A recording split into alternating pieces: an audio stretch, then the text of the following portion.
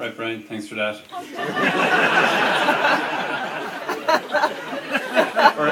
For a second there, I thought he was going to put on a rubber glove. That seems to be Brian's solution to most problems. On behalf of myself, the bridesmaids, and most of the guests here tonight, or all of the guests here tonight, I think, Brian, all I can say is thank you very much for organising this absolutely fantastic wedding single-handedly. Unbelievable, yet again, surpassing all expectations. Ladies and gentlemen, good evening. I'd like to begin tonight by reading out a couple of the messages from a few of the guests that couldn't be here tonight.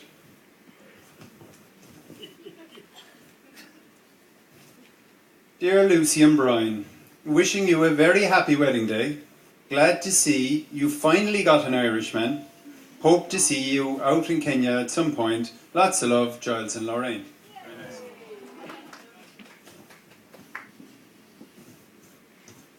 Hi Brian and Lucy. So sorry we can't make it. Just wanted to say we are so happy for you both. You are an incredible couple and destined soulmates on this interesting journey called life. Very deep. We wish you all the happiness in the world and look forward to catching up with you when you're back. Lots of love, Connor and Maria. P.S. You're passing through duty free on the way back from the honeymoon. Can you pick me up 200 Benson and Hedges? Takes all sorts. Couple of more. Dear Brian and Lucy, congratulations on your special day. Have a fantastic time today, and best wishes for a happy and productive life together. The whole theme of the whole sexual relationships there, seems to be continuing throughout today. Looking forward to meeting you for those 12 children Brian so fondly dreams of. Love, Robin, Barney and Skippy. All right. Okay, so when Brian asked me to be his best man, it was a huge honour and this very important day in his life. So I was thinking to myself, I have to do this justice, so I'm going to have to do a little bit of background research and come up with, a bit of added material. Not that, to be fair, not that Brian's short on material, but, I said I'd do a bit of digging and see what I could come up with. So at the stag party a couple of weeks ago, I turned to a few of Brian's former university buddies, a couple of his veterinary colleagues, and a few of his other so-called friends, and I can see a few of them sitting right out there, a few of the troublemakers. And I turned to these guys over a few pints and I said, look, I've got this speech coming up, be any kind of, interesting stories that can maybe demonstrate a few of Brian's personality traits or a few of his characteristics. So to be fair, they weren't short in coming back with the feedback, and they revealed more than one dirty little secret about Brian.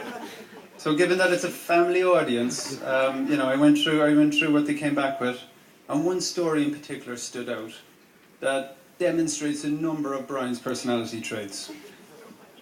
And this occurred it was a few years ago. Myself and Brian were both students at the time, and we were attending the Duhallow Hunt Ball in a place called Mallow in County Cork. So being students, both myself and Brian used to share the one tuxedo, but as we were both attending, Brian won the toss, took our tuxedo, and I borrowed one off the old man, put it on with the large shoes, and off we headed in my mother's Nissan Bluebird down to Mallow. So, I don't know what hunt balls are like around down here around Cornwall, but in Mallow they tend to be fairly raucous affairs. Attended by all shapes and sizes, young and old, the whole lot, they're all there, a broad spectrum of country folk. After a couple of drinks, the hunting pack instinct tends to take hold, and the dance floor is a hazardous place to be.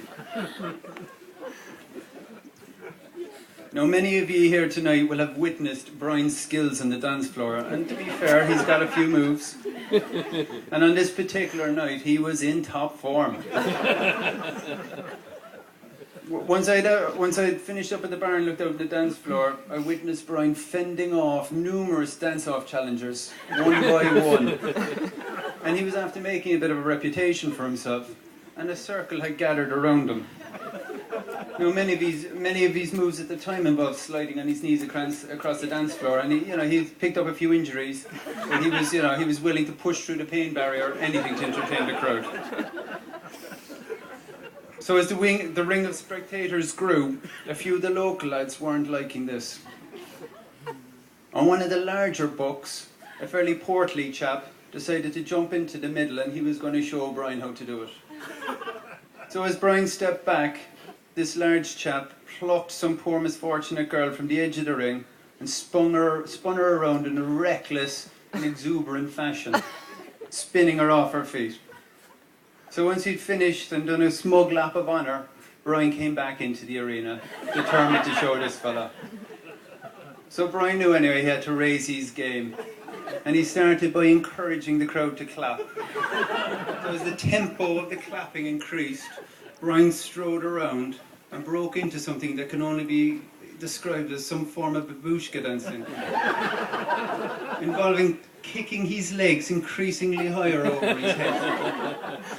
Well, whatever it was, it went down a treat. The crowd were loving it, absolutely loving it. So Brian, anyway, as the applause grew, Brian, he said he'd give her one last couple of kicks, Michael Flatley style, threw the leg up into the air, and it was at this point the wheels started coming off. Now, the first indication I got was all the jumping up and down ceased very quickly. He kept shuffling the shoulders, but the legs weren't moving anymore. So I knew there was something up straight away.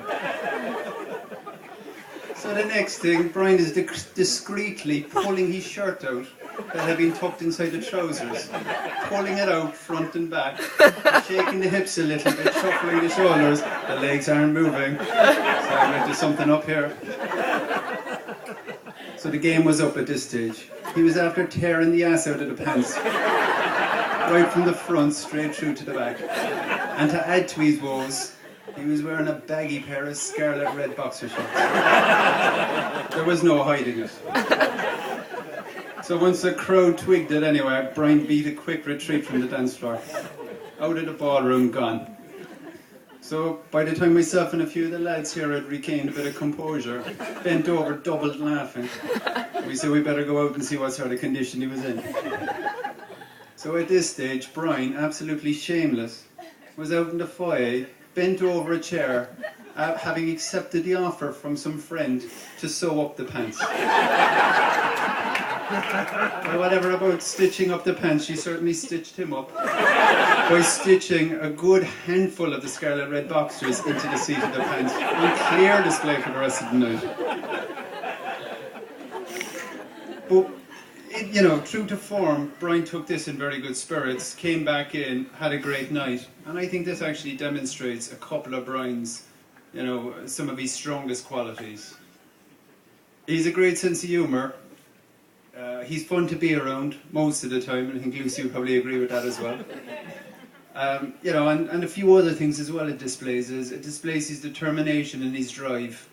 Whether it's on the dance floor fending off dance-off challengers, whether it's pursuing Lucy, or whether it's in his professional life as a vet, Brian is 100% committed, very driven, and gives it his all. So I think, for that, that's there's some of the qualities in him that I certainly admire.